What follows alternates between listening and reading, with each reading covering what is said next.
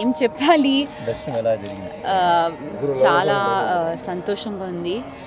నా మనసులో చాలా టైం నుంచి ఇక్కడ రావడానికి ఒక విష్ ఉంది. అండ్ ఈరోజు చాలా మంచి దర్శనం అయింది నా ఫ్యామిలీతో. నేను యాక్చువల్లీ చాలా లక్కీగా ఉన్నాను.